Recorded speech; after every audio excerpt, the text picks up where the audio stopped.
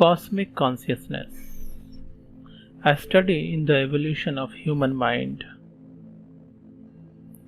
If you really want to know about this, listen further. Otherwise, you would know this later someday in the ever-flowing river of time. Don't worry. This precious book was written by Richard Maurice Buck. He was a prominent Canadian psychiatrist. As I can see, after having attained some progress on the path of cosmic consciousness, he wrote this book. This book was published in 1901. He dedicated this book to his late son, who passed away in a road accident. Sometimes great grief may also lead fruition of underlying seed of cosmic consciousness. I see cosmic consciousness is the consciousness of cosmos, knowing that this cosmos is not a dead matter but a living entity. Before we try to understand the cosmic consciousness, let's try to understand the fundamental forms of consciousness, which is described in this book also. This book elaborates that three types of consciousness are known to us: simple consciousness, self-consciousness, and cosmic consciousness. I will describe these one by one so we can trace the mechanism of supreme intelligence which gives us the power to command our surroundings and consider ourselves superior, though we are nothing but the coincidental result of the love made by our parents, until we are awakened in the cosmic consciousness of the soul. The first form of consciousness is simple consciousness. Awareness of objects, awareness of own body, knowing that we have hands, legs, eyes. This type of consciousness is found in animals as well as human beings. Due to the presence of simple consciousness, we can be aware of our surroundings, like rivers, mountains, land, trees, sun, moon, etc. Recently, we have come to know that simple consciousness is present in plants also. They respond to their surroundings. Someday science would discover that dormant consciousness is present in dead-looking matters also, like stones, soil, earth. Persons who attained cosmic consciousness come to know that nothing is dead, but in the process of being alive. Simple consciousness helps every living being to support its life. They understand what is food and where is safe shelter for them. This consciousness triggers a mechanism in the living entity to escape from unfavorable circumstances, like running away from predators. Next phase of consciousness is self-consciousness. Knowing that you know is what being self-conscious. When a living being starts feeling and it starts knowing its own thoughts, then it becomes self-conscious. Self-conscious beings start communicating these feelings and knowledge that is born. In the process of evolution, human beings have evolved from simple conscious organisms to self-conscious organisms. But few among our race suddenly enter into next phase of evolution. This phase is cosmic consciousness. Cosmic conscious person steadily feels that he is connected with the whole universe, not as a part of it, but as a whole itself. This consciousness is very rare, but people having this unique consciousness are always present on our planet. In terms of religion, we can understand that this consciousness is the consciousness of God. After attaining this consciousness, man finds that he is not a separate entity in this universe, but he is inseparably one with the Creator and the creation. Let's move through evolution and devolution. This chapter of the book deals with the history and the process of evolution of human mind. Even today, with advanced science and technology, we have only theories how inorganic substances changed into organic substances. Theories say due to lightning it happened. So let's just say that lightning was the miracle for us which gave us chance to live on this planet. Similarly, how consciousness appeared in the first organic compound is not certain, but it is certain that the first consciousness was simple consciousness. Some 580 million years ago, simple conscious organism had some senses like detecting light, sound and fragrances. These conscious organisms started receiving data through sensory organs. This unique feature of receiving and gathering information can be called a receptive mind. Later, as development of the minds took place, conscious organisms started perceiving the gathered data. The process of making perceptions gave origin to perceptive mind. All these receptions and perceptions were being transferred from one generation to next generation.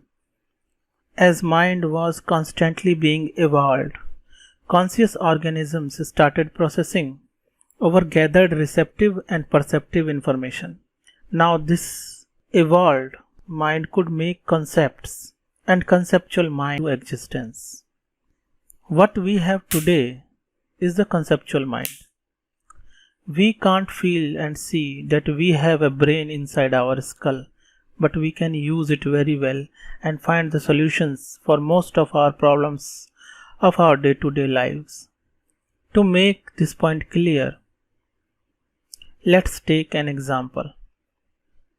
This sum of algebra may appear very difficult to solve, but it is actually very simple. You just need to know basic concepts of algebra. While learning mathematics, students are taught basic concepts of algebra. Whoever learns those simple concepts of algebra can solve this difficult sum very easily. But this prerequisite condition of knowing basic concepts became possible due to the evolution which took millions of years and blessed us with a conceptual mind.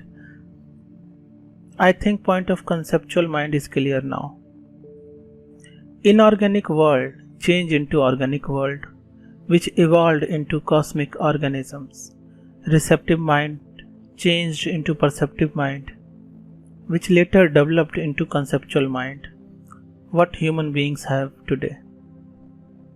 Our conceptual mind gives every concept, including sensuous and perceptual information, a kind of representation. The collections of representations are later developed into languages. Languages can be developed only by the organisms having conceptual mind. That is why language is a specific feature of human race. Another feature which has been acquired by human beings is emotional mind. Conceptual mind acquired some features which can't be explained in words, but can only be felt, like love, fear, hatred, sexual passions, etc. Although we keep on talking about all these feelings, but we can't feel what actually going inside other person's mind. Like if somebody is crying in front of us, we can console him, but we cannot feel the sadness in the way he is feeling. So it is impossible to share the actual feelings of emotional mind. These are extremely personal. Sometimes we see that some of these feelings are found in animals. But due to lack of conceptual mind, animals can't express what their emotional mind is feeling. Another unique feature which has been acquired by our conceptual mind is morality. Morality is the way to think about whole race, not just for ourselves. This unique feature is not at all present in animal world. This unique feature is very recent. That is why it is not universal in human beings also. Many of us care only for ourselves or at most for our families.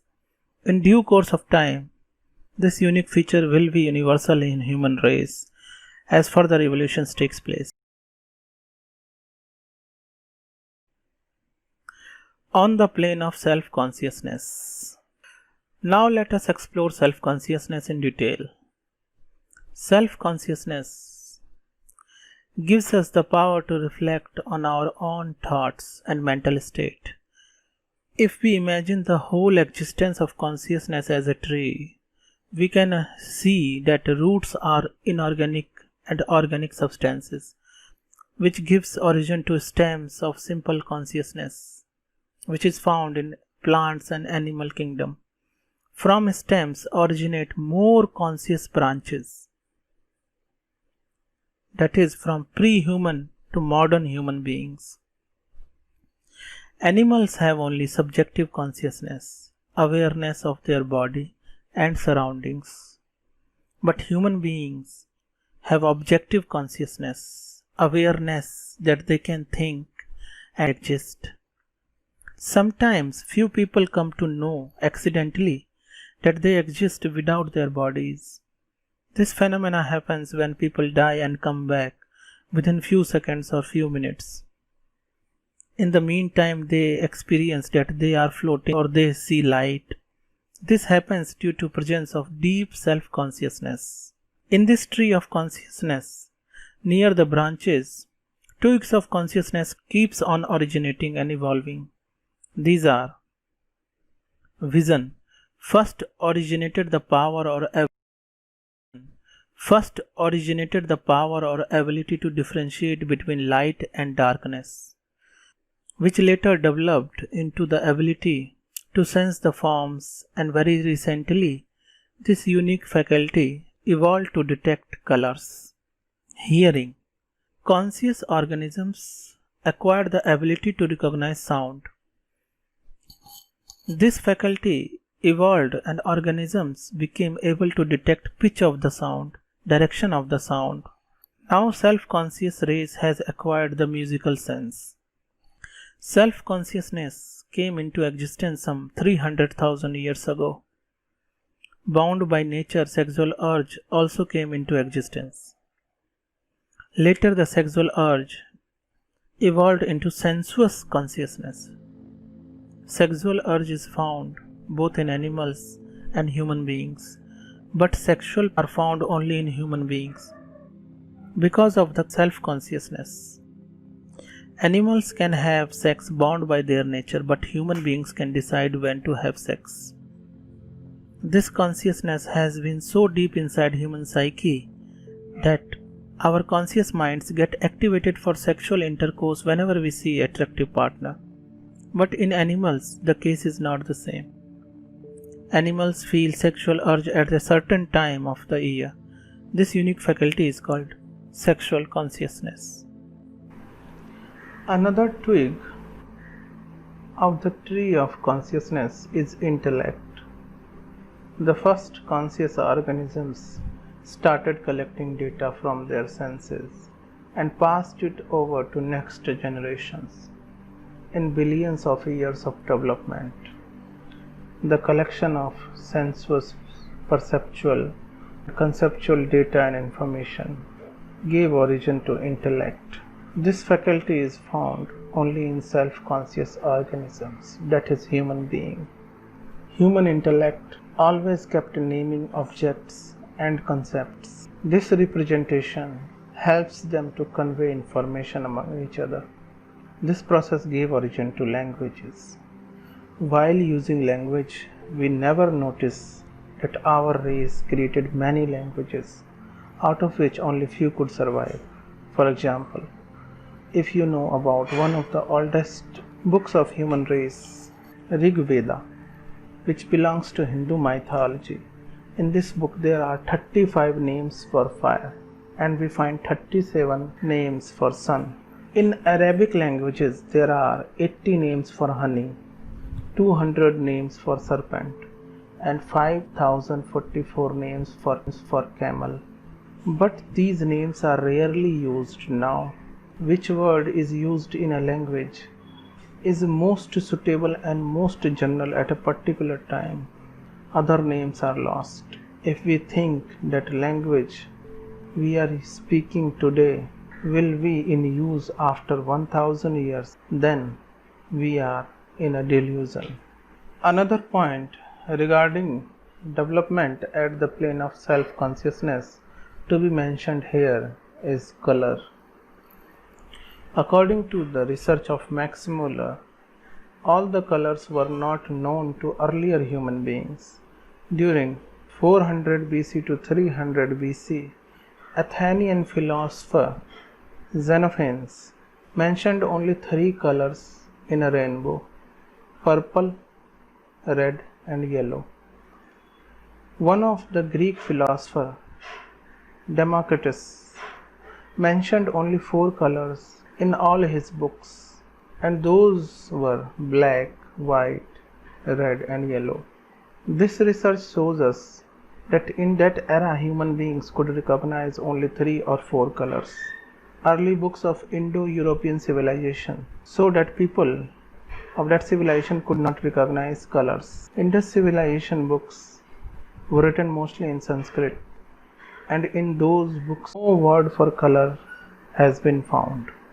In Rig Veda, Zend-Avesta, Homeric poems, and in Bible itself, sky has been mentioned a number of times, but the color of sky has never been mentioned.